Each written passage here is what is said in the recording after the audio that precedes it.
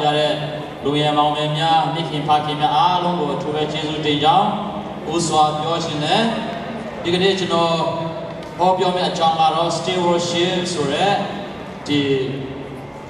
ချစ်တော်ရဲ့နောက်လိုက်ကောင်းဆိုတဲ့ခေါင်းစဉ်အောက်မှာဟောကြားမှာဖြစ်တယ်အဲ့ဒီတော့ကျွန်တော်တို့ထဲမှာ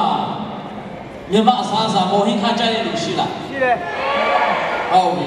မော်ဟင်းခါဆိုရင်ပေါ်ပေါ်လေးကြိုက်လားလေးလေးကြိုက်လားပေါ်ပေါ်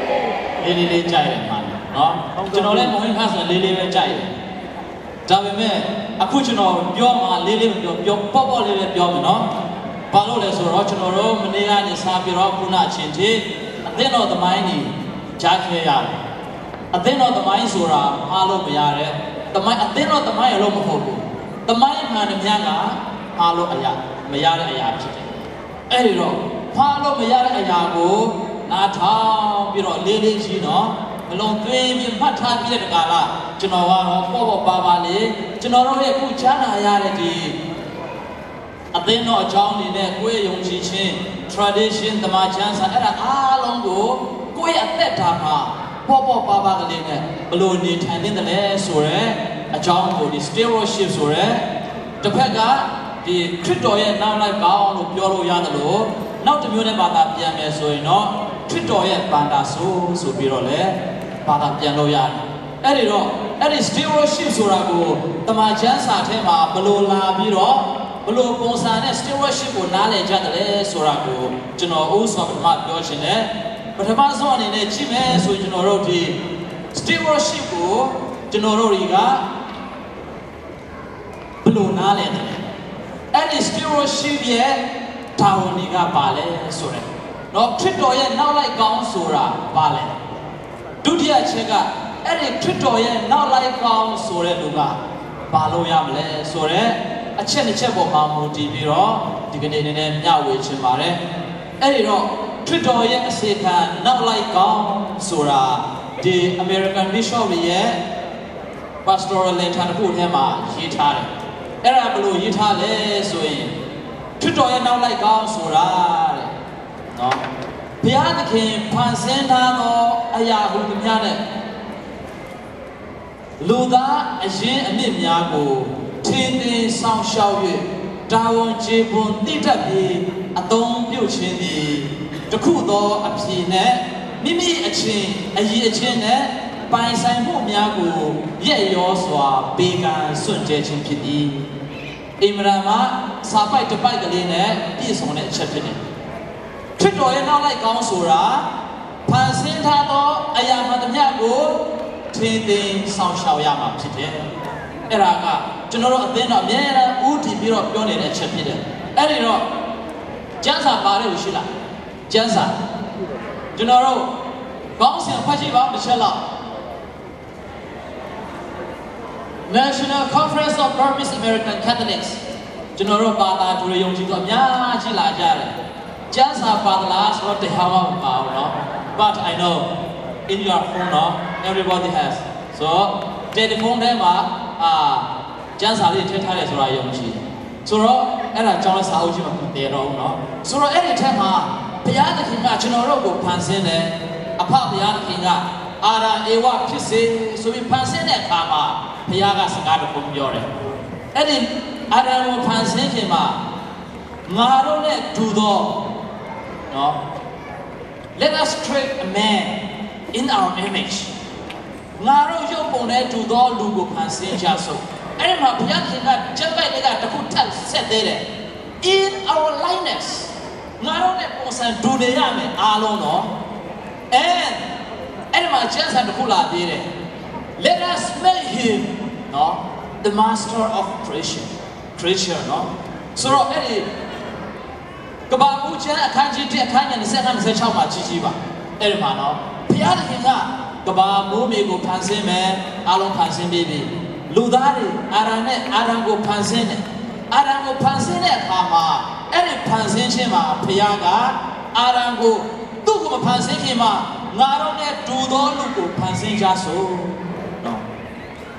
သူ့ကိုလည်းပဲငါရဲ့ဖန်ဆင်းထားသမျှအရာအားလုံးရဲ့ master နော်ဆရာကြီးအုပ်ချုပ်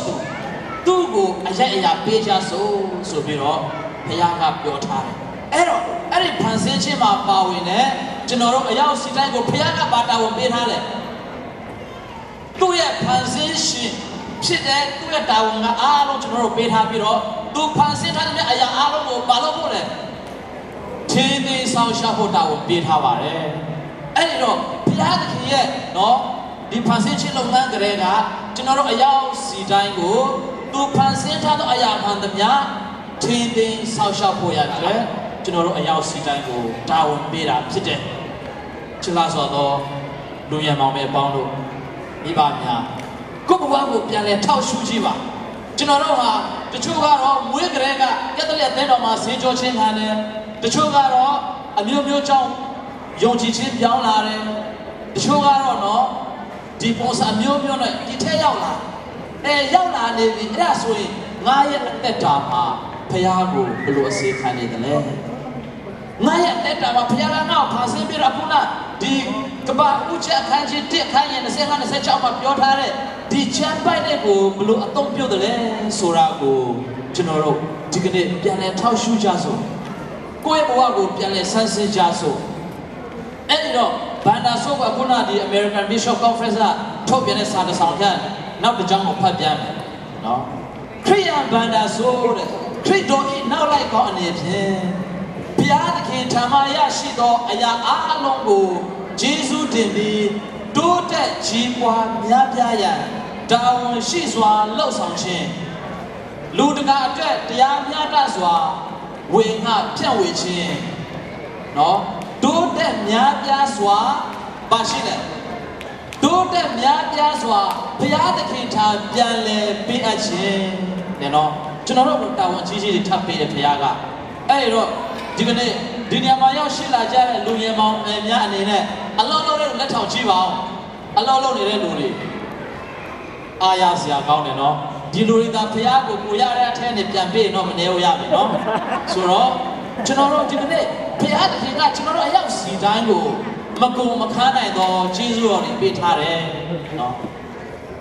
အဲ့ဒါထက်မကဘူးသူ့ရဲ့ဖန်ဆင်းခြင်းလုပ်ငန်းဖြစ်တဲ့ဒီသူဖန်ဆင်းတဲ့အရာမှန်သမျှကိုလည်းထင်းထင်းဆောက်ရှောက်ဖို့ရတင်တော့ကျွန်တော်တို့တွေကိုဘုရားကတာဝန်အပ်ထားတယ်အဲ့တော့သူတာဝန်အပ်ထားတဲ့အရာတွေကိုကျွန်တော်တို့ကထင်းထင်းဆောက်ရှောက်ပြီးတော့ကျွန်တော်တို့ရရှိထားတဲ့ကျေးဇူးတော်တွေကိုလည်းတိုးပွားအောင်လုပ်ပြီးတော့ဘုရားသခင်ထံကိုလည်းပဲပို့ပြီးတော့ပြန်လဲအနံ့ဖို့ရအတွက်ဒီကနေ့ဘုရားသခင်ကနေမှာကျွန်တော်တို့အရောက်စီတိုင်းကိုကျွန်တော်တို့ကိုတာဝန်ပေးထားခြင်းဖြစ်တယ်အဲ့တော့ကျွန်တော်တို့ဒီဘုရားရဲ့အစေခံနောက်လိုက်အောင်ဘန္တာဆိုးဆိုတာကိုတမန်ကျမ်းစာမှာအနေနဲ့ပြန်လဲထောက်ရှုကြစို့ကျွန်တော်တို့ဘုရားသခင်ကလောကမှာရှိတဲ့အရာမှန်သမျှကိုသူဖန်ဆင်းပြီးတော့သူပိုင်ဆိုင်ထားတဲ့အကြောင်းကိုတမန်ကျမ်းစာတွေမှာကြားရတယ်အဲ့တော့ဒီကနေ့ကျွန်တော်တို့လူသားတွေအနေနဲ့အမေရိကရောက်လာတဲ့အခါမှာကျွန်တော်တို့မြန်မာပြည်သားတွေအများဆုံးပါလို့ကြလဲဆိုရင်နေစရာအိမ်ရှာကြတယ်နေစရာနဲ့အဆင်ပြေပြီဆိုရင်စီးစရာကားရှာကြတယ်ဘယ်ကားကအကောင်းဆုံးလဲ minus ဘယ်လောက်ပြေးပြီလဲဘယ်ဟာကပို့ပြီးတော့စိတ်ကြမလဲ luxury ဖြစ်မလဲအကောင်းဆုံးတွေရှာဖွေကြတယ်နောက်တစ်ခါနည်းနည်းကြာလာတဲ့အခါမှာအိမ်ကောင်းဝယ်ချင်ကြတယ်ငါဘယ်နှအိမ်ဝယ်ကောင်းမလဲအိမ်ကောင်းရာကောင်းတဲ့တခါလေကျွန်တော်တို့ကအရာရာကိုကိုယ့်ရဲ့ပိုင်ဆိုင်မှုဆိုပြီးတော့ရှာဖွေကြတယ်ဒါပေမဲ့တကယ်အရာအားလုံးကိုပိုင်ဆိုင်တာကဘုရားသခင်သားတွေဖြစ်တယ်နော်ဆာလံကျမ်းအခန်းကြီး20ခန်းရဲ့1ထဲမှာထာဝရဘုရားသည်မြေကြီးနဲ့မြေကြီးတစံကို၎င်းလောကရန်နဲ့လောကရန်နဲ့လောကသားတို့ကို၎င်းပိုင်ဆိုင်တော်မူ၏အင်မတန်မှကောင်းတဲ့ကျမ်းပိုက်ဖြစ်တယ်ဒီကနေ့ကျွန်တော်တို့အရောက်စီတိုင်းကိုဘုရားသခင်ကပိုင်ဆိုင်တာဖြစ်တယ်အဲ့ဒါကြောင့်လည်းပဲဒီ Revelation ဗျာဒိတ်တော်ကျမ်းမှာအခန်းကြီး20ထဲမှာဘုရားသခင်သည် Alpha နဲ့ Omega ဖြစ်ပြီးတော့အစနဲ့အဆုံးဖြစ်တယ်ဆိုပြီးတော့တမန်ကျမ်းစာကကျွန်တော်တို့ကိုသွန်သင်ထားခြင်းဖြစ်တယ်အဲ့တော့တမန်ကျမ်းစာကနဲ့ပြန်လဲကြည့်ရင်ရှင်မာတေဝအခန်းကြီး25အဲ့ဒီထဲမှာပြန်ကြည့်တဲ့အခါမှာဘုရားသခင်ရဲ့ပ ဘန္တာဆိုးကိုခရစ်တော်ကဥပမာပေးထားတယ်သခင်ခရစ်တော်ကဩဝါဒပေးတဲ့အခါမှာအမြဲတမ်းဥပမာပေးတယ်နော်အိမ်ငိုက်နေတဲ့လူတွေစီရောက်သွားရင်သခင်ခရစ်တော်ကအိမ်ငိုက်တဲ့အကြောင်းပြောတယ်နော်တောင်ရခိုးတဲ့လူတွေစီသွားရင်ခရစ်တော်ကတောင်ရအကြောင်းစပါးဆိုင်တဲ့အကြောင်းပြောတယ်အဲ့ဒီလိုပဲစီးပွားရေးသမားတွေနဲ့တွေ့တဲ့အခါမှာခရစ်တော်ကစီးပွားရေးအကြောင်းပြောတယ်သခင်ခရစ်တော်ကအင်မတန်မှတော်တယ်အဲ့ဒီတော့ရှင်မတေအခန်းကြီး25ထဲမှာသခင်ခရစ်တော်သွားပြီးတော့တရားဟောတဲ့အခါမှာအကြောင်းပြောလဲဆိုရင်ငယ်သား3ယောက်နော်3ယောက်အကြောင်းပြောထားတယ်အဲ့ဒီ3ယောက်ကဘယ်သူတွေလဲဆိုရင်တထေးကြီးတစ်ယောက်စီမှာအလုံးလုံးနေတယ်အစေခံ3ယောက်ဖြစ်ပါတယ်အဲ့ဒီအစေခံ3ယောက်ကိုသခင်တော်ဥမာပေးတာနော်သူတို့သခင်ကြီးကခရီးသွားခါနေမှာလူတစ်ယောက်ကိုဒေါ်လာ30နောက်ထပ်တစ်ယောက်ကို$5နောက်ထပ်တစ်ယောက်ကို$1ပေးထားခဲ့တယ်ငါပြန်လာရင်အတူရောအရှင်ရောငါ့ကိုအားလုံးပြန်အပ်ဆိုပြီးတော့မှာထားခဲ့တယ်မှာထားပြီးတဲ့အခါမှာဘုရင်ကြီးခရီးထွက်သွားတယ်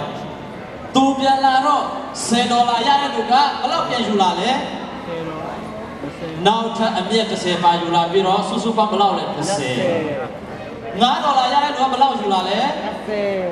30အမြတ်5နဲ့အရင်5နဲ့30ယူလာတယ်$1ရတဲ့လူက$2ဘယ်လောက်ရလဲ$1တဲ့$1တဲ့ယူလာတာမကသေးဘူးနော်ဘာပြောသေးလဲကိုရောမရှိသေးတော့အရာတွေကိုနော်လောဘကြီးတတ်မှသိတယ်အဲ့ဒါကြောင့်ဒီငွေတွေဆုံးရှုံးသွားမှာဆိုလို့မြေကြီးတူးပြီးတော့မြုပ်ပြီးတော့ကိုရောကိုအရှင်းပြန်အပ်တယ်တခိကရကဘာပြောလဲဒီဘရင်ကြီးကတော့စစ်သားမှာပြောလဲအသိငယ်သားဆိုးတယ်နော်$10ယူလာတဲ့လူကိုအသိငယ်သားကောင်းငယ်တော့မှု၌သင်နေပြီတစ္ဆာရှိကြီးတော့အမှုကိုသင်ကိုထပ်ပေးမယ်ငါနဲ့အတူစားစေ$5ယူရအဲ့လိုပဲ$1ယူလာတဲ့လူကြတော့တစ္ဆာမရှိတော့ငယ်သားဒီလူကိုအပြင်ထုတ်ကြပါတဲ့နော်အဲ့ဒါကြောင့်သူ့စီမှာရှိတဲ့အရာကိုလည်းအလုံးပြန်လဲနှုတ်ယူချင်းခံရလိမ့်မယ်အဲ့တော့ကျွန်တော်တို့ထဲမှာတလားဝင်ရကြတယ်နော်ဘလောက်ဆိုတာတော့ဒါမပြောလဲအလုံးသိပြီးသားအမေရိကမှာနော်ဆိုတော့အဲ့ဒီထဲမှာကျွန်တော်ပုံမှန်ဘုရားကျောင်းကနေရောက်လာတဲ့စာအိတ်ကလေးကိုဘုရားကျောင်းပြန်ပို့ပါတယ်ဆိုတော့လက်ထောင်ကြည့်ပါဦး very good ဟုတ်ပြီတစ္ဆာရှိသောငယ်သားကောင်းများဒီကနေ့ဘုရားသခင်ကအဲ့ဒီလိုလူကိုလိုချင်တာဖြစ်တယ်ကျွန်တော်တို့တွေကိုခရစ်တော်ရဲ့နောက်လိုက်ကောင်းဆိုတာအဲ့ဒါကိုလိုချင်တာဖြစ်တယ်ဘုရားကကျွန်တော်တို့စီတောင်းဆိုနေတာနော်ဘုရားကကျွန်တော်တို့စီအသေးယူရှိနေကျွန်တော်တို့ကဘုရားကအသေးယူပြီးကျွန်တော်တို့တောင်းနေတာမဟုတ်ဘူးအခုနပြောတယ် stewardship ရဲ့အသေးပဲကဘုရားသခင်ကကျွန်တော်တို့အများကြီးပေးထားတယ်ထင်းထင်းဆောက်ရှောက်ရမယ်ကိုရရှိထားတဲ့အရာတွေကနေမှဘုရားကိုပြန်လဲပေးဆက်ခြင်းဖြစ်တယ်အဲ့ဒါကြောင့်မနေ့ပြန်ကနေအိမ်ပြန်လာတဲ့ကျွန်တော်တို့လိပ်စာကလေးနဲ့ဘုရားကျောင်းနဲ့ရောက်လာတဲ့စာအိတ်လေးတွေဘုရားကျောင်းပြန်ပို့ပါနော်တခါတလေအဲ့ဒီစာအိတ်ကိုနော်ဟိုချောင်းထိုးတင်ချောင်းထိုးတဲ့နောက်ဆုံးတော့အဖိုင်တောင်းတဲ့ထည့်ကြတာပြီးတယ်နော်ဆိုတော့ဒီနေ့ဘုရားသခင်ကကျွန်တော်တို့စီကိုအဲ့ဒါကြီးကျေးဇူးအများကြီးပေးထားတဲ့ထက်ကကျွန်တော်တို့ကိုပြန်လဲတောင်းဆိုနေတယ်အဲ့ဒါကဘာလဲတစ္ဆာရှိတဲ့ညီသားကောင်းဆိုတဲ့ကောင်းစဉ်အောက်မှာဖြစ်တယ်အဲ့တော့ကိုယ့်ရဲ့တက်တာကိုဘုရားနဲ့အတူတကွပေါင်းဆက်ခြင်းဘုရားအပေါ်တစ္ဆာရှိရမယ်ကျွန်တော်ကြည့်နေတာကုလူရဲ့မောင်တွေတော်များများပဲเนาะအခုကျွန်တော်တို့ဒီကိုရောက်လာတာအများကြီးတော့ပွဲဖြစ်လို့လာကြတယ်တချို့ကတော့တစ်ချက်ရွေချက်လေးတွေရှိမယ်ငါမရသေးတဲ့နာရွတ်တစ်ချောင်းမှလိုက်ရှာအောင်ပဲဆိုတဲ့လူလည်းရှိတယ်เนาะရှိပါကျွန်တော်ကြည့်နေတာ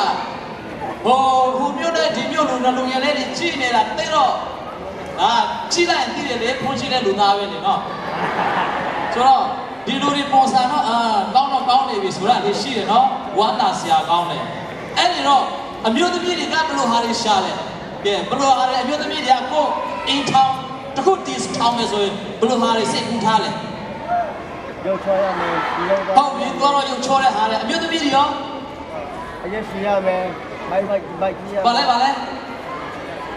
ဖျားကိုချစ်ရမယ်ဒီဖက်ဟောရုပ်ချောရမယ်ဖျားကိုင်းဆိုင်ရမယ်ဒီဖက်ဟောအရေးစီရဟာစားနိုင်ရမယ်ဒီချာတယ်အဲ့အဖြီလို့ချင်းတာဟုတ်ပြီဆိုတော့နော်ဖျားတရားကိုင်းဆိုင်ခြင်းနဲ့သစ္စာတရားရှိခြင်းအဲ့ဒါအရေးကြီးတယ်နော်ဆိုတော့သစ္စာမရှိရင်စိတ်ချစရာမကောင်းတဲ့ဒီခေတ်ကြီးမှာနော်ဆိုတော့ဖျားတရားရှိရင်သစ္စာတရားလည်းပါလာပြီးသားပဲဘာဖြစ်လို့လဲဖျားသခင်ကိုယ်တိုင်ကသစ္စာတရားအမှန်တရားဖြစ်နေတယ်နော် I am the way the truth လည်းအမှန်တရားဆိုတာသစ္စာရှိနေရမယ်အဲ့ဒီတော့ကျွန်တော်တို့လည်းပဲအခုကျွန်တော်တို့ကခုနလောကရဲ့အချစ်ကိုရှာနေကြတာနော်ဆိုတော့အဲ့ဒီလောကကိုမျောလဲထားတဲ့လောကအချစ်ကသစ္စာရှိတဲ့အချစ်ကိုလိုချင်တယ်အဲ့တော့ဖျားကိုချစ်လားဖျားကိုချစ်မလို့ရမလဲသစ္စာရှိရမယ်အဲ့တော့ကိုယ့်ရဲ့အသက်တာကိုသစ္စာတရားနဲ့စောင့်တည်ပါကိုယ့်ရဲ့ဘဝကိုသစ္စာတရားနဲ့စောင့်တည်ပါဒီကနေ့ကျွန်တော်တို့အရောက်စီတိုင်းကနေဘုရားသခင်လိုချင်တာကသင်ရဲ့စီးစိမ်ချမ်းသာမှုတွေမဟုတ်ဘူးเนาะကျွန်တော်တို့ရဲ့ထားပါတဲ့စပင်ပုံစံတွေမဟုတ်ဘူးဒါပေမဲ့ဘုရားဖန်ဆင်းလာတဲ့ကိုယ်ခန္ဓာကိုယ်တော့အမှဆုံးပြင်ဆင်ရပြီလေเนาะဘုရားကရုပ်ချောချောပြီးထားတယ်ကိုပိုင်ဆိုင်တဲ့ရုပ်ကလေးကိုပို့ပြထားအောင်တာဖို့ကကျွန်တော်တာဝန်ဖြစ်တယ်အဲ့ဒီထက်တာဝန်ပိုကြီးတာကဘုရားအပေါ်၌သစ္စာရှိခြင်းကိုဒီကနေ့ကျွန်တော်တို့စီကနေဘုရားသခင်တောင်းဆိုနေတာဖြစ်ပါတယ်ဒါကြောင့်ကိုယ့်ရဲ့ဘဝမှာသစ္စာရှိပါအထူးသဖြင့်ဘုရားသခင်ရဲ့ပေါ်မှာသစ္စာရှိပါအဲ့ဒါကနောက်လိုက်ကောင်းတစ်ယောက်ရဲ့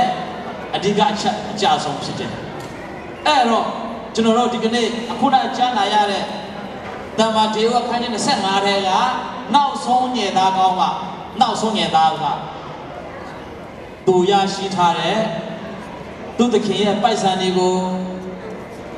အရင်ပြုတ်ထားပြီးတော့အတိုးပွားအောင်မလုပ်တတ်တဲ့အတွက်ဘုရားကသူ့ကိုကောင်းချီးပေးသလား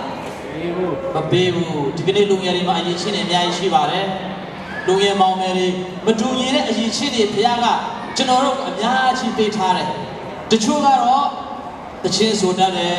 တချို့ကတော့လူငယ်ကောင်းဆောင်ပိုင်းမှာတော်တယ်တချို့ကတော့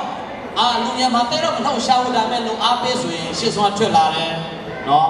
အဲ့လိုနဲ့မတူညီတဲ့အရေးချင်းတွေကျွန်တော်တို့ကိုဘုရားကပေးထားတယ်အဲ့ဒီမတူညီတဲ့အရေးချင်းတွေအားလုံးပေါင်းဆက်လာတဲ့အခါမှာကျွန်တော်တို့တလုံးတဝါဒီနဲ့နော်ကဏ္ဍဆောင်ကားနဲ့ကျွန်တော်တို့ကတိုးတက်သွားမှာဖြစ်တယ်အဲ့ဒါကိုဒီကနေ့ကျွန်တော်တို့အသင်းတော်ကနေမှကျွန်တော်တို့ကိုလိုအပ်နေတာဖြစ်တယ်အဲ့ဒီတော့ stewardship လို့ပြောရင်အခုနဒီကောင်းစဉ်အောက်မှာပဲကောင်းစဉ်သေးလေးတွေပါလာတယ်အဲ့ဒါကတော့ပါလဲဆိုရင်တာဝန်ယူတတ်မှုနဲ့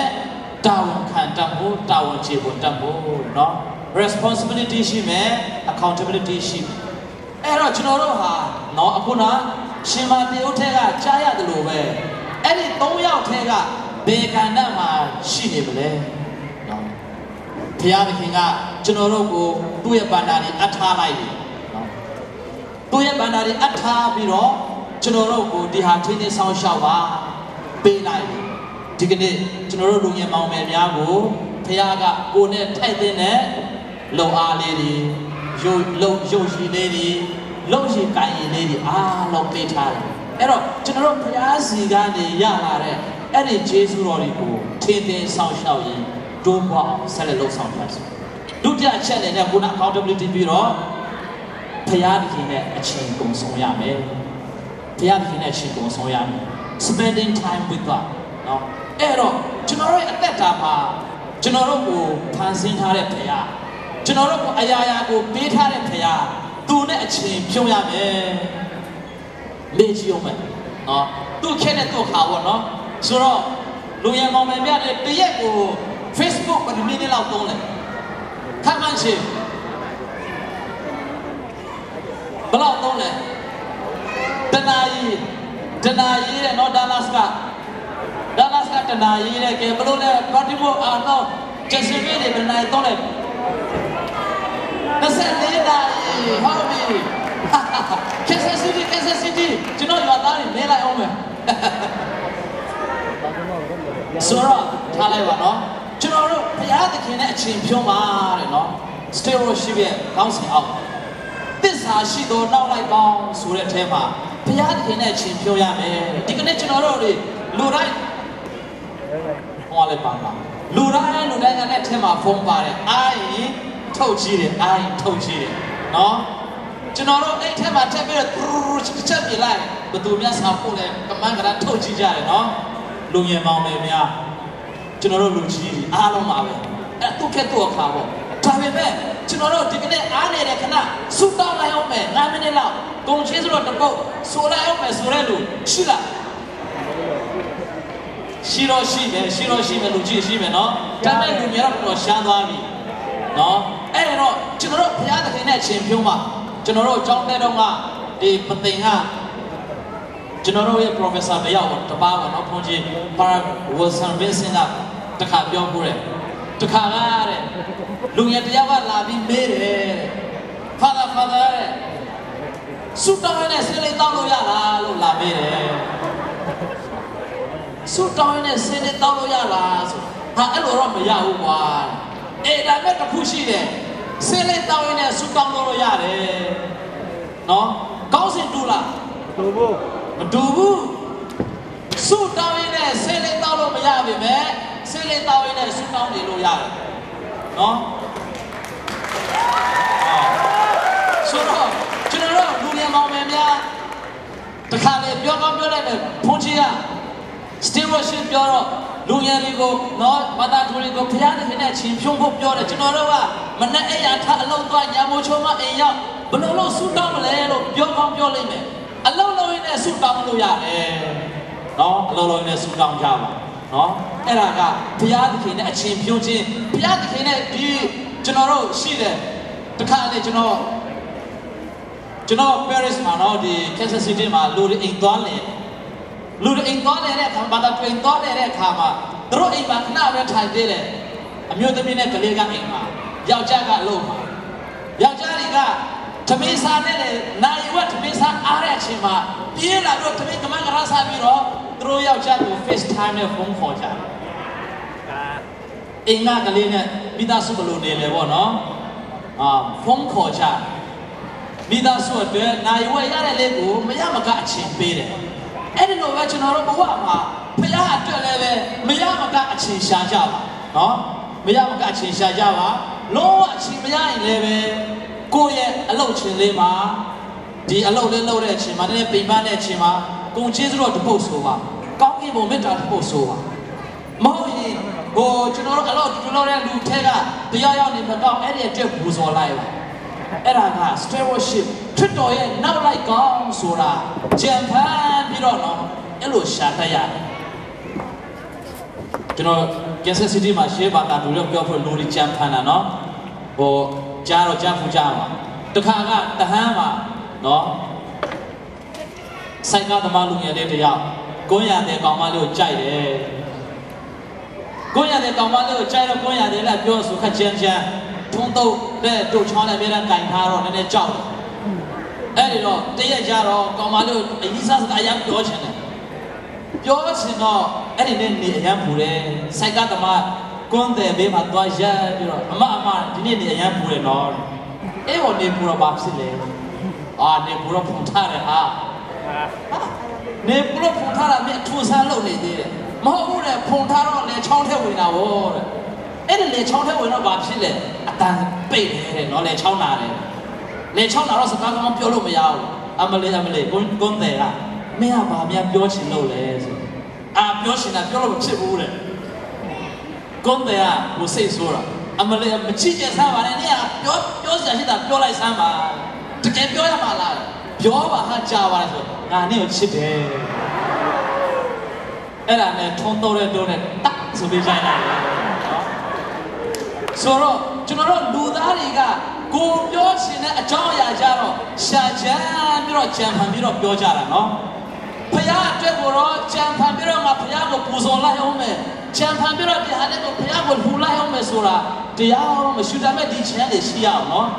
ဆိုတော့ကျွန်တော်တို့ကြိုးစားကြမလားကြိုးစားမလားတင်ရှာတယ်နော်တင်စားတရားကအရေးကြီးတယ်နော်ဟုတ်ပြီဆိုတော့ဂျေဇုအဲ့တန်လေးကြားချင်တာနော်ကျွန်တော်တို့လူရတဲ့အဲ့ဒီတန်လေးကြားချင်တာဆိုတော့ကျွန်တော်တို့ရဲ့ နေ့စဉ်အသက်တာကကိုယ်ပိုင်တာဘာမှမရှိဘူးအရာအားလုံးကဘုရားသခင်စီကနေစီးဆင်းလာတဲ့အရာတွေဖြစ်တယ်အဲ့ဒါကြောင့်ကျွန်တော်တို့အလုံးစုံကိုပေးနေတဲ့ဘုရားကိုယေရှုတင်ရအောင်ယေရှုတင်ရအောင်ယေရှုတင်တာပတ်စံနဲ့တင်တာမဟုတ်နဲ့ကိုယ့်ရဲ့နော်တာလန်တွေကိုယ့်ရဲ့အရေးချင်းတွေကိုယ့်ရဲ့ပိုင်ဆိုင်မှုတွေကိုယ်တက်နိုင်တဲ့ဖက်ကနေဘုရားရဲ့ယေရှုတရားတွေကိုပြန်လဲတုံ့ပြန်ဖို့ရကျွန်တော်တို့ကြိုးစားရမှာဖြစ်တယ်အဲ့တော့ကျွန်တော်တို့ဘဝတွေမှာဘယ်အရာတွေကအဲ့ဒီအရာတွေကိုဖျက်ဆီးနေတယ်လဲဆိုတာတစ်ခါလေကြာရင်ဘုရားသခင်ကိုယေရှုတင်ဖို့မေးတယ်နော်လူတွေကိုယေရှုတင်ဖို့မေးတယ်အဲ့ဒါတွေမေ့စေတဲ့အရာတွေကပါလဲဆိုရင်လောဘတွေမနာလိုမှုတွေပါလာတယ်လောဘတွေမနာလိုမှုတွေနော်ဒီမနေ့တမန်ကျမ်းစာမှာလည်းကြားရတယ်အဲ့တော့ကိုယ့်ရဲ့ဘဝမှာလိုချင်တတ်မဲ့မှုများသွားရင်နော်လောဘဆိုတာဖြစ်လာတယ်အဲ့ဒီလိုချင်တဲ့အရာတွေများလာတဲ့အခါမှာလောဘဆိုတာဖြစ်လာတယ်လောဘဆိုတာများလာတဲ့အခါမှာဘာမဆိုလူတွေကပြောတယ်ကိုယ့်ဘဝကပေါက်ပြားဘဝဖြစ်လာတယ်ပေါက်ပြားဘဝဖြစ်လာပေါက်ပြားဆိုတာပေါက်အမေရိကမှာနေကြပေါက်ပြားလည်းမြင်ဖူးကြလားနော်ပေါက်ပြားမြင်ဖူးလားပေါက်ပြားဆိုတာတူးရင်ပဲဖက်ကိုသွားတယ်လေကိုယ်ဖက်ပဲလာတယ်နော်ပေါက်ပြားဆိုတာကိုယ်ဖက်ပဲဒီလိုလာတယ်နော်အဲ့တော့ကျွန်တော်တို့ဘဝတွေကပေါက်ပြားဘဝဖြစ်သွားတယ်တကယ်တော့တစ်ခါလေကိုယ့်ဘဝကကော်ပြားဘဝဖြစ်ရတယ်နော်ကော်ပြီးတော့တစ်ဖက်ကိုတွန်းပို့တဲ့အရာဖြစ်ရတယ်နော်ဆိုတော့ကိုယ့်ရဲ့ဘဝကဒီယေရှုတရားတွေနဲ့ပြည့်တဲ့နေတဲ့ဘဝကိုလောဘဆိုတဲ့အရာတွေကလွှမ်းမိုးလာတဲ့အခါမှာလူချင်းတက်တဲ့မှုတွေလောဘဒေါသမောဟတွေပါလာတဲ့အခါမှာအဲ့ဒီဖျားပေးတဲ့ယေရှုတရားကိုမေ့သွားတတ်တယ်။အဲ့ဒီယေရှုတရားတွေမေ့သွားတဲ့အခါမှာကျွန်တော်တို့ကကောင်းချီးဖို့မရလာဘူး။အဲ့တော့ဘဝကကော်ပြတ်ဘဝဖြစ်မဲ့အစားပေါက်ပြတ်ဘဝဖြစ်ပြီးတော့အရာရာကိုယ့်အတွက်ပဲငါပါပဲလို့ငါအတွက်ငါမိသားစုအတွက်ဖြစ်လာပြီးတော့အသင်းတော်အတွက်ဖခင်အတွက်ဆိုတာကအကျွင့်အကြံလေးကိုပဲဖခင်အတွက်ပေးနေရှိလာအဲ့ဒီတော့ကျွန်တော်တို့ရဲ့အကျွင့်အကြံပဲဖခင်ကိုပေးတဲ့အခါမှာဖခင်ကလည်းသူ့ရဲ့ကျေးဇူးတော်တွေကိုဘာကိုပေးတော့မလဲကျွန်တော်တို့အကျွင့်အကြံပဲရမယ်မကြံရင်တော့သွားပြီနော်ဖခင်စီမှာအကျွင့်အကြံရှိတော်သေးတယ်အကျွင့်အကြံမရှိတော့လက်ချင်းပလာနဲ့ပြန်လွတ်ပြီးတော့ကျွန်တော်တို့အတွက်ကျေးဇူးတော်ရှိမှာမဟုတ်ပါဘူးအဲ့ဒါကြောင့်ကိုယ့်ရဲ့ဘဝကိုအရာအလုံးကိုပေးထားတဲ့ဘုရားကိုကျေးဇူးတင်ရင်းနဲ့ကျွန်တော်တို့ရဲ့ရရှိထားတဲ့ကျေးဇူးတော်ကိုဘုရားသခင်အတွက်အသုံးပြုပါကိုယ်နဲ့နှိစက်သောသူအတွက်အသုံးပြုပါအဲ့လိုသာအသက်ရှင်မယ်ဆိုရင်ကျွန်တော်တို့တွေဟာကောင်းကြီးမင်္ဂလာရရှိတဲ့တာသမီများဖြစ်ကြမှာဖြစ်တယ်တမန်ကျမ်းစာထဲမှာအထူးအကြောင်းတွေဒီခရစ်တော်နောက်လိုက်ကောက်အကြောင်းတွေအများကြီးကြားရတယ်အဲ့ဒီတော့ကျွန်တော်တို့ကိုယ့်ရဲ့နေ့စဉ်အသက်တာကိုမြင်စားလာတတ်ကြတယ်ဥပမာအခုနအထူးပုံးလေးအထူးခန္ဓာတွေ့တယ်အလူခန္ဓာတွေ့တဲ့အခါမှာကျွန်တော်ကြီးတော့ဘာသာပြည်လူဥယျာဉ်နဲ့ကျွန်တော်တို့အထူးခွက်ကလေးနဲ့ဆိုရင်အင်မတန်မှနည်းတယ်လို့မြင်ရတယ်ဒါပေမဲ့တော်တော်များများခုနအလူပိုက်ဆံရှိတဲ့လူတွေသွားကြည့်တဲ့တရားတော်တော်များတယ်လို့ထင်ရတယ်ဟို300နှလုံးမပါတော့မသိဘူးနော်တရားတော်တော်များဒါပေမဲ့300နှလုံးပြုတ်နေသလားမသိဆိုတော့ဒီအလူပေးကမ်းခြင်းလို့ဒါတော့လကားပြောတာပါနော်အများကြီးထဲကြတဲ့ယေရှုတရားဖြစ်တယ်အဲ့တော့ကျွန်တော်တမန်ကျမ်းစာထဲမှာကြားရတခါလေကျွန်တော်တို့ဘာသာသူတွေကပြောတတ်တယ်အရာလူချင်းနဲ့ဒါပေမဲ့ငါမှပိုက်ဆံမရှိဘူးအရာလူချင်းနဲ့ပိုက်ဆံမရှိဘူးဖရားတည်တယ်တည့်ရဲ့လူချင်းစိတ်ကဖရားအတွက်ဝမ်းသာစရာဖြစ်တယ်နော်တခါလေမှာကိုယ်မှရှေ့သားနဲ့ဘေးကစွန့်ကြခြင်းအားနေတာကိုသခင်ခရစ်တော်ကအပြစ်တွေကိုရှုတ်ချတယ်အဲ့မှာဘယ်မှာရှုတ်ချလဲတမန်ကျမ်းစာထဲမှာမို့ဆိုးမရဲ့အတူကိုပြန်လဲထောက်ရှုကြည့်ပါနော်လူတွေအများကြီးတန်းစီတယ်တထေးရှင်တွေကသူတို့အိမ်ကနေကတ်လိုက်ထဲကြတယ်မို့ဆိုးမလည်းကသူ့မှာရှိတဲ့အကျွေးစစ်တွေကိုရှိသမျှအားလုံးထုတ်ပြီးတော့ထဲလိုက်တဲ့အခါမှာသခင်ခရစ်တော်ကသူဒီအရာအားလုံးထက်တခြားသူများအားလုံးထက်အဲ့ဒီမို့ဆိုးမကိုရှင်းမွန်းတယ်အဲ့ဒါကြောင့်ကျွန်တော်ပြောတာကပိုက်ဆံမဲ့လူကြောင့်တော့ပြောချင်တာမဟုတ်တော့ကိုယ့်ရဲ့အနှစ်တာကကိုဖရားအတွက်ပေးနိုင်တဲ့အရာမှန်သမျှကိုဖရားအတွက်အသုံးပြုပါအဲ့ဒါကိုကျွန်တော်ပြောနေရှိဖြစ်တယ် ကိုယ့်ရဲ့အသက်တာပေါ့နော်ပိုက်ဆိုင်ရလို့မဟုတ်ဘူးဥပမာတစ်ခါလေကျွန်တော်တို့ဘုရားကျောင်းတွေမှာဒီကနေ့ပွဲလုပ်လိုက်တယ်ဘက်တထရီဘာသာသူများရှိလားမသိတစ်ချက်လားဘက်တထရီက3ယောက်ရှိတဲ့အင်ရှင်တွေမောကုန်ပြီနော်ဆိုတော့ဥပမာဒီနေ့ဘက်တထရီဒီအင်ရှင်တွေကဒီပန်းအိုးတွေအားလုံးဝယ်တယ်ဆိုတော့ကျွန်တော်တို့ Paris တီးတီးမှာလည်းပဲကိုယ့်ရဲ့ community တီးတီးမှာလည်းအဲ့လိုလိုအပ်ချက်တွေရှိတယ်ဥပမာဒီဟာဆိုတော့ပိုက်ဆံနဲ့ဝယ်ကောင်းဝယ်နိုင်မယ်မဟုတ်ရင်အလူရှင်တွေကကျွန်တော်တို့ပန်းတွေထားပါအောင်လုပ်တယ်အဲ့တော့ကိုတက်တဲ့အရာကိုဘုရားသခင်အတွက်ပေးနေချင်ဥပမာဒီပန်းအိုးတို့ဒါဒေါ်လာ20-30လောက်တန်းမယ်နော်အများကြီးမလိုနိုင်ဘူးပန်းအိုးတိုးလေးငါသွားလို့မဟုတ်ရင်မေရောရဲ့ပုံရှိမှာငါနေစီပန်းပွင့်သွားထိုးလိုက်မယ်ငါတတ်နေတာလေးပဲအဲ့ဒါကကျွန်တော်တို့ဆင်းတဲ့ဘုရားသခင်ကအလုံးလိုက်ခဲတိုင်းမမျောလဲဘူးမီလီယံဘီလီယံတွေမျောလဲဘူးဒါပေမဲ့ကိုတက်နိုင်တဲ့အသေးဆုံးအရာကစားကျွန်တော်တို့အရောက်စီတန်းနေမှာဘုရားသခင်ကတောင်းဆိုနေတယ်အဲ့တော့သခင်ခရစ်တော်ရဲ့နောက်လိုက်ကောင်းဆိုတာသစ္စာရှိသောငယ်သားကောင်းဆိုတာအရာရာမှန်သမျှကိုသစ္စာခံထားတဲ့ပုဂ္ဂိုလ်အတွက်ပေးဆက်နေခြင်းကသစ္စာရှိသောငယ်သားကောင်းလက္ခဏာဖြစ်တယ်တရုတ်ကားတွေကြီးဖို့လားမသိဘူးသစ္စာတရုတ်ဒီဇက်ကားတွေအရင်တော့ပေါင်ချင်တို့ကြံကြောင်းတို့ခက်တော့မှနော်သူတို့တရုတ်တွေဘလောက်သစ္စာရှိတယ်ဆိုတော့အဲ့ဒီဇက်ကားကြည့်သိတာသူတို့ရဲ့ဆရာသခင်ကိုသစ္စာဖောက်မှတဲ့သူတို့ဓာတ်နဲ့ထိုးတယ်သူတို့အစိတ်တောက်ပလိုက်သစ္စာတရားကိုဘလောက်တန်ဖိုးထားလဲဆိုတာနော်အဲ့တော့ကျွန်တော်တို့ဟာဘုရားသခင်ကိုသစ္စာခံထားတဲ့ငယ်သားကောင်းတွေဖြစ်ရမှာဖြစ်တယ်ကျွန်တော်တို့ကဘုရားကိုယုံကြည်ပြီးတော့ဘုရားသခင်အတွက်အသက်ရှင်တဲ့လူတွေဖြစ်တဲ့အတွက်ကျွန်တော်တို့ဟာ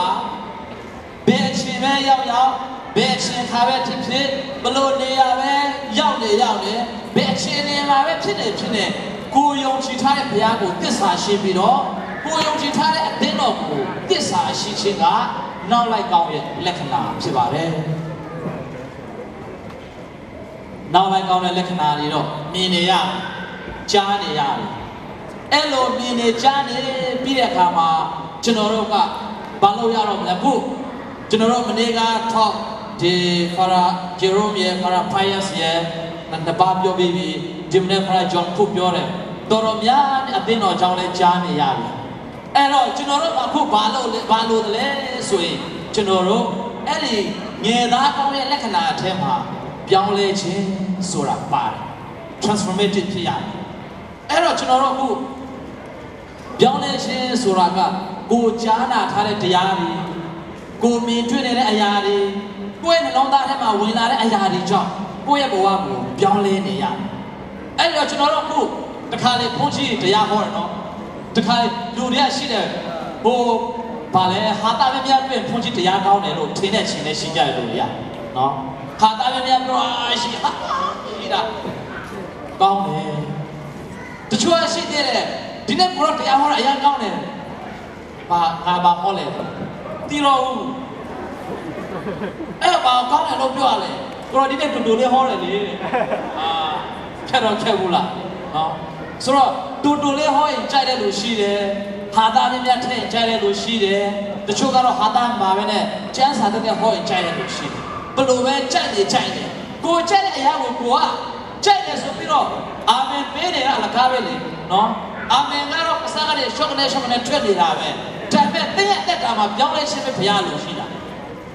တင်းရဲ့တက်တာကိုပြောင်းလဲရမှာနော်ဆိုတော့ဒီကနေ့ထွတ်တော်ရဲ့နောက်လိုက်ကောင်းအကြောင်းကိုကြားနေရတယ်သစ္စာရှိသောယဉ်သားကောင်းအကြောင်းကိုကြားနေရတယ်တင်းရဲ့တက်တာကိုပြောင်းလဲဖို့ပဲလိုတော့အဲ့တော့ဒီချင်းနေစားပြီးကိုယ့်ရဲ့တက်တာကိုပြောင်းလဲအောင်ချင့်ကြည့်ပါနော်တင်းရဲ့တက်တာကိုပြောင်းလဲအောင်ချင့်ကြည့်ပါဥပမာခုနပြောတဲ့တရက်မှာ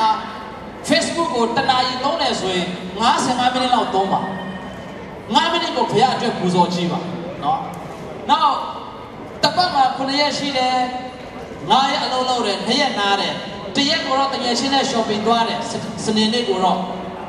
စနေနေ့ကိုတော့အဝတ် shopping ညာလုပ်ပြီးတော့နားတယ်တနင်္ဂနွေကိုပန်းချန်သွားတယ်ဘုရားအတွက်ပူဇော်လိုက်ပါနော်ကိုယ့်ရဲ့အချင်းရှိတဲ့ဟာကိုဘုရားအတွက်ပူဇော်ပါကိုယ့်ရဲ့အသက်တာကိုအဲ့လို transformative နော် transform လုပ်နေရ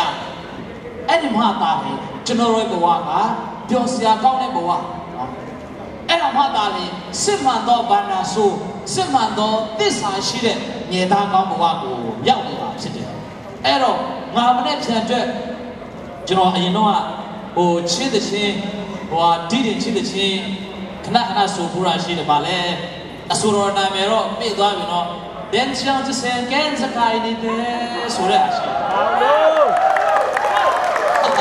no soအဲ့ဒီချက်တွေပဲပါလဲဆိုခဏနေမှလုံးမယ်လို့မဆိုလိုက်ပါနဲ့တင်နောက်ကျသွားလိမ့်မယ်ဒါအတိတ်တွေကနော်ဆိုတော့ငါဘဝချင်းရပါသေးတယ်ကျွန်တော်လူငယ်ပဲရှင်းသေးတယ်ခုမှအမေရိကရောက်တာ၄နှစ်အမေရိကက freedom နဲ့လောလောလတ်နေလိုက်အောင်မလုပ်နဲ့တင်ဘဝကပြောင်းလဲဖို့တမင်းနဲ့2မိနစ်ဆိုရင်တင်နောက်ကျသွားလိမ့်မယ်နော်အဲ့တော့ကိုယ့်ဘဝကိုပြောင်းလဲပါနော်ကျွန်တော်ရဲ့အသက်တာကိုဘုရားအတွက်စက္ကပ်ရအောင်လူငယ်ပေါင်းပဲလေအဲ့တော့ဘာနာဆိုးဆိုတာတို့ရဲ့ဘာနာကိုအမြဲတမ်းစီမံအုပ်ချုပ်နေရမယ်ဒီတချို့ကလူငယ်လေးတွေကြောင်းတက်ကြမယ်ဒီ management တို့ accountant တို့တက်တဲ့လူရှိမယ် accountant ဆိုတာကတို့ရဲ့ဝင်ငွေထွက်ရင်အားလုံးတွက်နေရမယ်ဒီငွေဘယ်လိုပေါင်းတမင်းနဲ့နောက်ကျတမင်းနဲ့ရှုံးသွားပြီအဲ့တော့ကိုယ့်ရဲ့အချိန်တိုင်းကိုတိုးပွားအောင်လုပ်နေတဲ့ဒီ accountant တွေဖြစ်တယ်ဒီ finance manager တွေကသူတို့ဖြစ်တော့ဟိုမှာချင်းအောင်ရှင်းတာတို့သွားတော့ accountant ဆိုတော့နော်ဆိုတော့ငွေကအများနဲ့တိုးပွားအောင်လုပ်တယ်အဲ့ဒါကဒီစီးပွားရေးတစ်ခုရဲ့ဘဏ္ဍာထင်းတယ်အဲ့တော့ကျွန်တော်တို့ကိုဘုရားသခင်ကတွက်ဘဏ္ဍာဆိုတဲ့ဖြစ်ကျွန်တော်တို့အရောက်စီတိုင်းခေါ်ထားတယ်တာလန်နဲ့အများကြီးပေးထားတယ်အဲ့ဒီတာလန်ကိုထိုင်ပြီးတော့ဖြိုးနေဖို့မဟုတ်ဘူးအဲ့ဒီတာလန်ကိုပွားအောင်လုပ်ရမယ်တာဝန်အရောက်စီတိုင်းရှိတယ်ဆိုတာဒီကနေ့ဒီပွဲတော်အနေနဲ့ပြန်ပြီးတာနဲ့ဒီကနေ့ကနေဖတ်ထားကြစို့ကျွန်တော်တို့ရရှိနေတဲ့ခြေစွတော်အရာအားလုံးကိုဒိုးပွားအောင်လုပ်ကြပါစို့နော်အဲ့ဒီတော့ကျွန်တော်တို့တာဝန်ကြီးတွေရှိသွားပြီနောက်ဆုံးနောက်ဆုံးမဟုတ်သေးဘူးနောက်တစ်ချက်အနေနဲ့ကျွန်တော်တို့ကချစ်ချင်းမေတ္တာတရားနဲ့တုံ့ပြန်ရမယ်နော်ချစ်ချင်းမေတ္တာတရားနဲ့အဲ့ဒီတော့ကျွန်တော်တို့တွေကဘုရားသခင်ကကျွန်တော်တို့ရဲ့လုံသားတွေကိုသူ့ရဲ့ချစ်ချင်းတရားတွေကိုအားလုံးထည့်သွင်းပေးလိုက်တယ်ဘုရားအကွက်အတွက်ဘာမှမမျောဘဲနဲ့သူ့ရဲ့သားတော်ကိုတော့မှပေးတယ်အဲ့ဒါကြောင့်ကျွန်တော်တို့ရဲ့လုံသားကိုဘုရားရဲ့ချစ်ချင်းမေတ္တာနဲ့လွန်မိုးထားတယ်အဲ့ဒါကြောင့်ကျွန်တော်တို့ဘုရားကိုလည်းပဲပို့ပြီးချစ်နိုင်အောင်ကြိုးစားရမယ်ကျွန်တော်တို့ရရှိထားတဲ့ခြေစွတော်တွေကိုဘုရားကိုပြန်လဲပူဇော်ရမယ်ဘုရားသခင်နဲ့အတူတူအချင်းဖြုံးရမယ်နောက်တစ်ခုကတော့လူငယ်မောင်မယ်တွေအရင်ချင်းအများကြီးရှိကြတယ်အခုဒီဖက်မှာမေးချင်းမယ်အဲ့ဒီဖွက်ကပါဖွက်လက်သိဘယ်မျိုးကလဲတက်ထရီလာ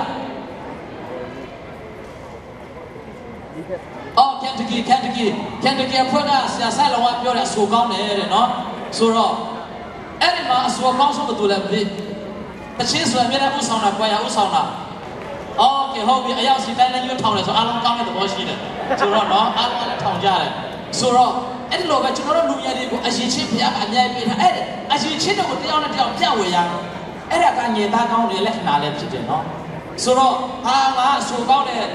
ငါတချင်းဆိုတာအရင်ကောင်းတော့ဒီကောင်းနေငါရဲ့ niche လေးကိုတီးသွားမကောင်းဘူးတချို့ကဂီတာတီးတတ်တဲ့လူများရှင်းမတီးတယောက်တည်းပဲတီးချင်အဲ့ဒါမျိုးတွေတချို့ကကွန်ပျူတာအရင်ကျွမ်းတယ်ဒါပေမဲ့လူတွေရှင်းမှာတော့မသိသလိုနေတယ်နော်တချို့ကဒီ technology ဘက်မှာအရင်ပိုင်တယ်နည်းနည်းတိုးလိုက်အားလုံးစင်ပြေသွားတယ်အဲ့ဒါမျိုးတွေလည်းရှိအဲ့တော့အရင်ချင်းမျှဝေရအရင်တော့ကျွန်တော်ချင်းတော်မှာရွာမှာတာဝန်ကြတော့တယ်လီဖုန်းလည်းတိတ်မပေါ်သေးဘူးတယ်လီဖုန်းအထိုင်ခွဲတွေဒီပါလေ NPT တွေကတော့အထိုင်ခွဲနဲ့တုံးရတဲ့ခေတ်ဆိုတော့ headphone နဲ့မမိ headset နဲ့မမိနိုင်တော့ရွာမှာအဲ့ဒါထိုင်ခွဲအများကြီးဝယ်ကြတယ်ဝယ်တော့တချို့ကတယ်လီဖုန်းမမြင်ဘူးတာနော်ဒါခက်တော့ပြန်ထဲနဲ့မသိဘူးသူတို့ကအဲ့တော့ပြေးလာကြတယ်ဖုန်းကြီးတိုင်ပြီးတော့ father တဲ့ကျွန်တော်တို့ဖုန်းအလုံးမလုံးနဲ့ကြီးပေးပါအောင်ဖုန်းကြလည်းဟဲ့တဲ့ခါနဲ့နော်သူတို့ရှင်းမှာတော့ဖွင့်မရှိဘူးအင်ခန်းထဲယူပြီးတော့တေချာချီးပြီးတော့နော်ထုတ်ချီးလိုက်တော့ခလုတ်ပိတ်ပြီးနော်ခလုတ်လည်းဖွင့်ပြီးတော့တော့ပြလိုက်ကဲသူ့ရှင်းမှာထုတ်ပြလိုက်ဟယ်လိုဟာပရိုလောက်တာမြန်လိုက်တာကောင်းလိုက်တာဘာမှမဟုတ်ခလုတ်ကလေးပိတ်ပြီးတော့ပိတ်သွားတာနော်ဆိုတော့ပြောချင်တာကကိုယ့်ရဲ့တာလည်းမတူရတဲ့အရင်ချင်းတွေနော်အရောက်စီတိုင်းမှာရှိတယ်ကိုယ့်ရဲ့အရင်ချင်းကိုကိုယ့်ရဲ့တငယ်ချင်းတွေနဲ့မျှဝေပါနော်သူများကို share လုပ်ပါသူများကိုတုံတင်ပေးပါနော်သူများကိုတုံတင်ရတယောက်နဲ့တယောက်ဖလှယ်ချင်းဖြစ်တယ်နော် sharing ကိုယ့်ရဲ့ဒါတွေကို sharing လုပ်ရမယ်အဲ့ဒါကကျွန်တော်တို့ယုံကြည်သူတွေရဲ့ချစ်ချင်းမေတ္တာပြရတဲ့နေလမ်းဖြစ်တယ်နော်အဲ့ဒါကိုကရရှိတဲ့ကျေးဇူးတော်ကိုသူတစ်ပါးနဲ့မျှဝေမှုဆိုရင်အခုနဘာသာဆိုတဲ့ကနောက်ဆွညင်ကောင်းပါလေဘုရားရကောင်းချီးပေးလားမပေးဘူးအဲ့ဒါလို့ဖြစ်သွားမယ်အဲ့ဒါကြောင့်ကိုယ့်ရဲ့အရင်ချင်းတွေမျှဝေအဲ့ဒါကြောင့်စင်ပေထူဩဝါဒစာအခန်းကြီး1အခန်းရဲ့နော်စင်ပေထူဩဝါဒစာပထမဆုံးအခန်းကြီးလေးအခန်းရဲ့30ထဲမှာသင်တို့ဒီတဲ့နော်စုကျေးဇူးတော်ကိုအသီးသီးခံရသည်နဲ့အညီဘုရားသခင်၏ထူးထူးပြားပြားသောကျေးဇူးတော်ဘာသာဆိုကဲ့သို့အချင်းချင်းဝေငှကြပါ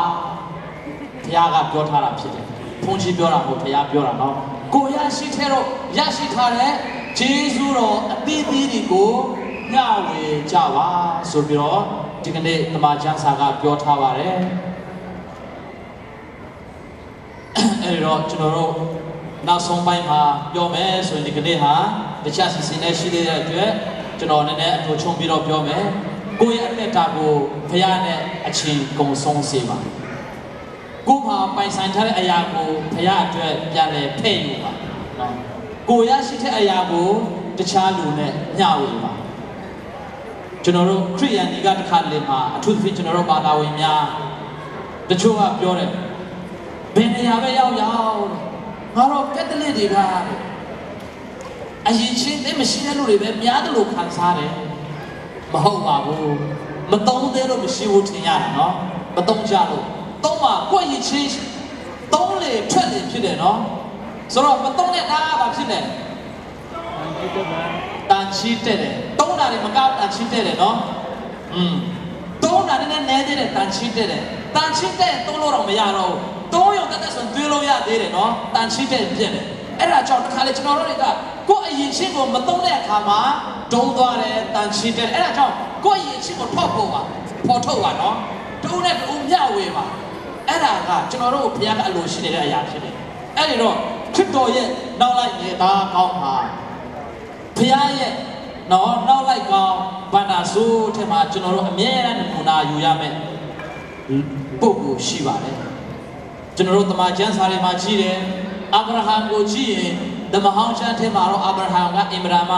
သစ္စာရှိတဲ့ပုဂ္ဂိုလ်ဖြစ်တယ်အာဗြဟံသစ္စာရှိလို့ဘုရားကသူ့ကိုကောင်းချီးပေးတယ်ကောင်းချီးပေးတယ်ပြန်ယူတဲ့ဟာကိုလည်းပဲသူက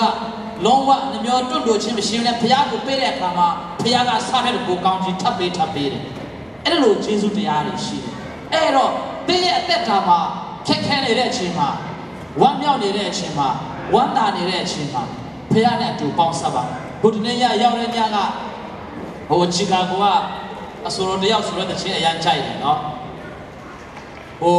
ဘယ်အချိန်ပဲဖခင်ကိုချီးမွမ်းလိုက်ပါဆိုဒုက္ခရောက်နေတဲ့အချိန်မှာလည်းချီးမွမ်းလိုက်ပါနော်ပျော်ရွှင်နေတဲ့အချိန်မှာချီးမွမ်းလိုက်ပါ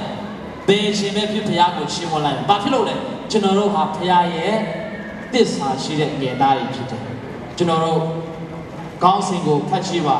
From now on all generations will call you blessed နော်ယခုမှစ၍လူမျိုးအစဉ်အဆက်တို့ပြီးငါ့ကိုမင်္ဂလာရှိသောသူဟုခေါ်ဝေါ်ကြလိမ့်မယ်သခင်ခရစ်တော်ရဲ့အမိမေတော်မာရိယကအလကားနဲ့ဒီပွင့်နာမယူထားတာမဟုတ်ပါဘူးသူ့ရဲ့အသက်တာကိုကြည့်ပါပျော်စရာကောင်းတဲ့အချိန်တပြမှမရှိဘူးနော်မေရောဘဝကိုပြန်လဲထောက်ရှုပါဒီကနေ့ဒီသင်းနဲ့ကျွန်တော်တို့ပွဲလုပ်နေတဲ့အတွက်အဲ့ဒီမေရောအကြောင်းကိုလည်းပြောချင်တယ်ထည့်ပြောချင်တယ်မေရောဘဝကိုပြန်စဉ်းစားပါသခင်ခရစ်တော်မွေးဖွားတဲ့အကြောင်းကောင်းကင်တမန်တော်ကအမေတော်ပြန်တဲ့အချိန်မှာလုံးဝမဖြစ်နိုင်တဲ့အရာတွေဖြစ်တယ်ရှက်စရာကောင်းတဲ့အရာဖြစ်တယ်သူလက်ခံခဲ့တယ်ဘာမှမကြောက်ဘူးဘုရားကိုသူချစ်ခဲ့တာကိုမေရောမာရိယနေမှာကိုယ်ဝင်လွယ်ထားတယ်မွေးဖွားတဲ့အချိန်မှာမွေးမဲ့နေရာတော့မရှိဘူးနွားစခွဲမှာရှက်စရာရှိတော့မေရောမရှက်ဘူးကိုယ်ယူစွာနဲ့နွားစခွဲမှာသူ့သားကိုဖွားပလိုက်ဟေရိုမင်းကြီးရဲ့လိုက်လာတပ်ဖြတ်မှုခံနေရတာကြောက်နေရတာမေရောရမင်းကြီးမှာနော်ထားဂျိုးဆယ်အိမ်မက်ထမယူပါရောလည်းအခုချက်ချင်းထားမင်းပေါ်တဲ့ပွားဟိုဖက်နာကိုပူပြည့်ဖြစ်တော့ဟာရဖြူကြီးဖြစ်တယ်လေနော်ပြိထားပါတခင်တို့ဟာလည်းကျွန်တော်တို့လိုပဲ refugee ဟိုပြည့်နေရတာနော်သူများတတ်မှာဆိုလို့နော်ဆိုတော့ ကိုယ့်ရဲ့ဘဝကလည်းပဲမေတော်ကအတူယူပါမေတော်ကသခင်ခရစ်တော်ရဲ့နော်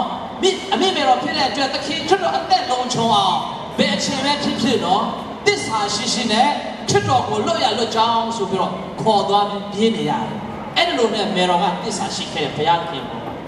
ထိုဒီမကဘူးအမေမေတော်မာရိယာကသခင်ခရစ်တော်ကြီးပြင်းလာတဲ့အခါမှာတရားရင်လိုက်ဟောတယ်လိုက်ဟောတဲ့အခါမှာခရစ်တော်ကတရားဟောတယ်မေတော်ကအိမ်မှာခြံခဲ့တယ်လူတွေကမင်းရဲ့သားယူနေပြီမေတော်အပြည့်သွားလဲသွားကြည့်တယ်သူဘလောက်စိတ်ပင်ပန်းမလဲနောက်ဆုံးကာဗရီတောင်ပေါ်ထက်မှာသခင်ခရစ်တော်အသေးခံတဲ့ချိန်ထိမေတော်မာရိယာသူ့သားကိုသူများငြိမ်းပန်းနှိမ့်ဆက်နေတာကိုသူရက်ကြည့်နေခဲ့ရတယ်သူဘလောက်ဝမ်းနေမလဲသူဘလောက်ခြေပွဲမလဲနော်အဲ့ဒီလိုအခက်ခဲတွေကြားမှာအဲ့ဒီလိုကြောက်စရာကောင်းတဲ့အရာတွေကြားမှာမေတော်ဟာထွက်ပြေးခဲ့တယ်လားဘာလို့မပြေးတာလဲဖျားကိုချစ်လို့တစ္ဆာရှိလို့နော်အဲ့တော့ကျွန်တော်တို့အသက်တာမှာဟိုလားဒီလားအနောက်ရှက်တွေကတော့လာကြလိမ့်မယ်ဒီခက်ကြီး YouTube တစ်ချက်ကြည့်တာနဲ့ကက်သလစ်အသင်းတော်အကြောင်းကတော့ပါပြီးသားတိုက်ခိုက်ကြလိမ့်မယ်နော်တိုက်ခိုက်ကြလိမ့်မယ်တိုက်ခိုက်တယ်ဆိုတာအမြဲတမ်းရှိနေတယ်ကောင်းမှာမဟုတ်ဘူးနော်သခင်ခရစ်တော်ခက်ကြတဲ့တိုက်ခံရတယ်အခုလည်းတိုက်နေမှာပဲဒါပေမဲ့တိုက်တိုင်းသာအောင်မြင်တယ်ဆိုရင်တော့အသင်းတော်လည်းရှိမှာမဟုတ်ဘူးငရဲတကားတော့ဒီမအောင်မြင်ရတဲ့နော်ဘယ်သူမှအောင်မြင်လို့မရအောင်ကျွန်တော်မြင်ပါဘူးအဲ့ဒီတော့မေတော်မာရိယာကဲ့သို့သစ္စာရှိကြပါနော်မေတော်မာရိယာကသစ္စာရှိကြပါမေတော်မာရိယာတမန်တော်ကြီးအားလုံးထွက်ပြေးတယ်ကာဗရီတောင်ကုန်းရဲ့ကားတိုင်တော်ခြေရင်းလေးမှာသစ္စာရှိစွာနဲ့သူ့သားတည်နေတာကိုရက်ကြည့်နေတာကမေတော်ပဲရှိပါတယ်သင်ရဲ့အသက်တာမှာအခက်ခဲတွေဘလောက်ပဲဂျုံနေပါစေသစ္စာရှိသောငယ်သားကောင်းဖြစ်တဲ့ကိုယ့်ရဲ့အသင်းတော်အတွက်ဖခင်သခင်အတွက်နှလုံးသွင်းနေပါစေသစ္စာရှိစွာနဲ့ခရစ်တော်ရဲ့နောက်ကိုလိုက်နေတဲ့သစ္စာရှိတဲ့ဘာသာဝင်တာသမီးမျိုးဖြစ်နိုင်ကြပါစေအားလုံးကိုဘုရားကောင်းချီးပေးပါစေ